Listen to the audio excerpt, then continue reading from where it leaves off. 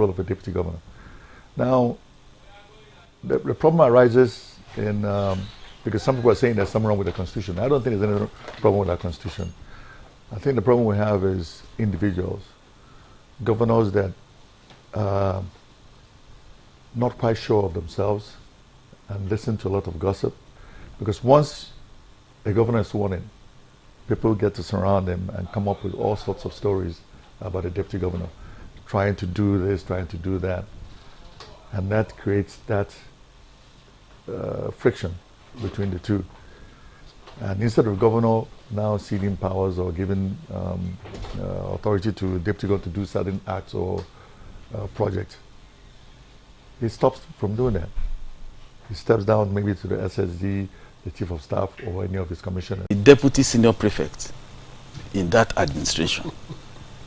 But unfortunately, if you look at section 193 and of the 1999 Constitution, it didn't really come out with some strategic and specific rules for deputy governors. The section 193 says that the governor shall use his discretion in assigning responsibilities to the deputy governor and the commissioners. The position of the deputy governor shouldn't be lumped with commissioners. It should be specific, like the U.S. Constitution. You state these are the functions of the state governor, deputy state governors. But unfortunately, in Nigeria, it has never been the case. If the Constitution lumps the commissioners and the deputy governors, of course you have reduced his status, because the Constitution never lumped that of the governor with commissioners and so on and so forth. So in Nigeria, you now find a situation whereby he invites them to meetings, assign them social functions, and so on and so forth. You know, menial jobs, just to say, okay, I'm giving the boys some functions to make them busy. So in the case of Nigeria, it has not been rosy when it comes to the role of deputy governors. The Constitution has not adequately taken care of them. And political analysts have tried to see how they can secure roles for the deputy governors. And for me, again, I still laugh.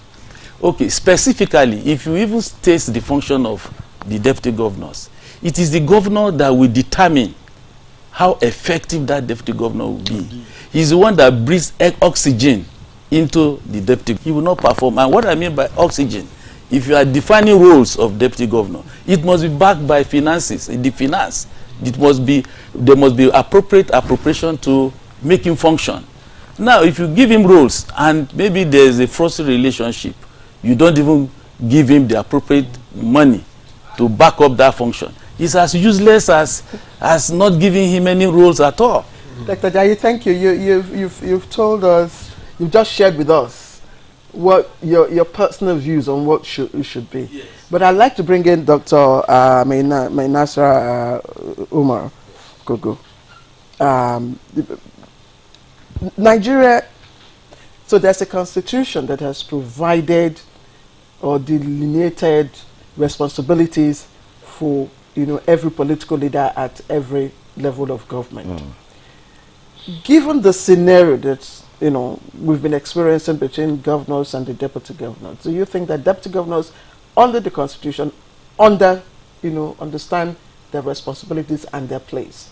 Yes, there is the dictum of the law and the paradox of the Constitution. When you're talking about the office of the deputy governor vis-a-vis the office of the governor, Section 186 is explicitly very clear that right from the moment of the candidature of His Excellency the Governor is not complete. It must be complemented with the nomination of his deputy governor. And correspondingly, all the functions of the governor are there ascribed in the Constitution as those functions the deputy governor should assist the governor in implementing. The drafters of the Constitution used the wisdom in order to bring about robust congeniality, good working relationship.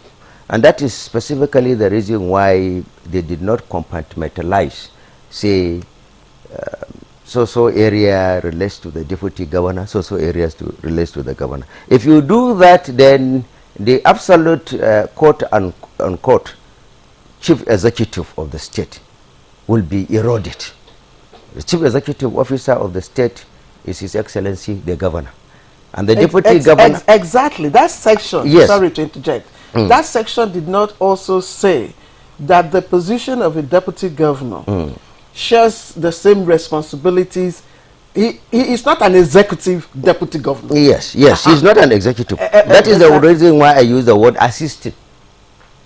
He is to assist, to complement the expertise of His Excellency the governor in managing the state. Now, in doing that,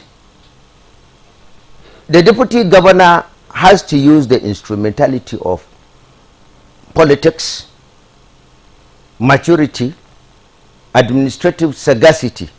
Witnessing 17 incidents of quote unquote impeachments or removals of deputy governors. Mainly is because an average politician in Nigeria doesn't like anything to touch his spirit. What is his spirit? Political interest. An average politician would like... Why I ask this question?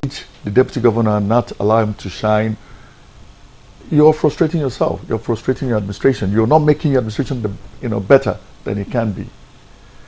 Now, that appeared to be the case. Yes, when I went there, I felt I knew my position. I'm a deputy governor. So you were a spectator.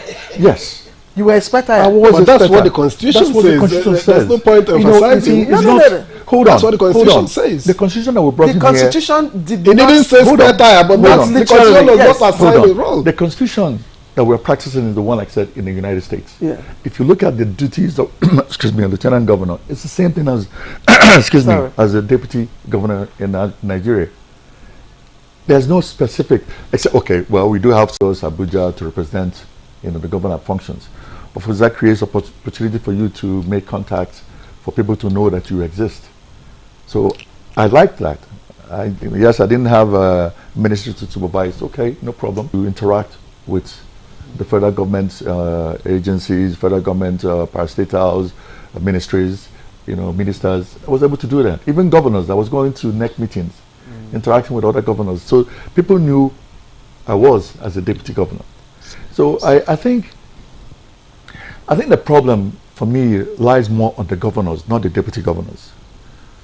The governor must believe that there's only one red pen. There's nothing the deputy governor can do to really affect you. You control the resources. You control the House of Assembly. Now, if you cede some ministry to a deputy governor to supervise, he's only supervising. You still have to report. You have to report. I mean, I can't spend a dime, a kobo, without his approval. You can't spend a kobo without his approval. It's a situation where it's like a company. There's one chief executive. Now, if you have a good relationship, you get some areas that you are told to be responsible for. But that's it. You can't come in there expecting that. So the deputy doesn't have any envelope of its own that he could, Okay, let me say this. Some governors, when they travel out for medical reasons or whatever, or vacation, they transmit power to the deputy governor. Now, when that happens, the deputy governor is supposed to act as a governor. You're supposed to sign documents, you're supposed to sign contracts, whatever comes to your table. I didn't have that opportunity. For the 8 years I worked as a deputy governor, I never acted as a governor. The governor never ceded the power to me. So who acted in his stead? He didn't see nobody. He was always working from wherever. No, yes. I want to just a moment. That's against the Constitution. Yes. I know that my reading of the situation is always governors stop their deputies from taking over from them. To me, if somebody served you and served you well, why shouldn't they aspire to take over from you? Kano has been a shining light in that regard. Let's put you on hold and extend the conversation now. Chief Michael Ajayi, I'm just not in our stars, but ourselves. Obasanjo also reiterated the same thing. He said there's nothing wrong in the system, but the operators of the system. So I will not blame the Constitution as such. it is the issue of personality. The ego. Ego. And he, the former deputy governor, you can see why he escaped is because of his humble mindset, his objective of going to that office, not to contest with he the had governor. no interest in being the governor. Yes, if it comes, he will accept it. Yes. But he didn't show. But he didn't show the interest, and that is why he was left alone. Unlike other ambitious deputy governors. And you can see even the constitution is very clear. Section 187, very clear. You cannot, the governor is not validly elected without his deputy governor. So is it wrong to have an ambition?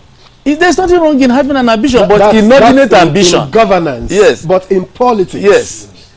You know, inordinate ambition is not, you must gauge your ambition. And he gauged his ambition. You must gauge your ambition. Yes, and curiously, between 1979 and 1983, no single deputy governor was impeached. Curiously. Which one? Bibi Farouk Kanu. Okay, Bibi Farouk. But it was not as rampant. It was not as rampant as this. Having 17 of them impeached. Virtually, even in some states, you have 2 of them impeached. So it's, for me, I would say that the crafters of the Constitution, even if you read the book of the chairman of APC, Ganduje, that is Deputizing and Governance in Nigeria, reviewed by Jega, the former. Because himself also has the same issue with Kwankwaso. Yes, he has. And up to today, but he succeeded. He succeeded. Supported him to succeed in. I doubt it. No, but he also had. He had issues. Where did the journey reach? So even up to now, the issue is still. Why you cannot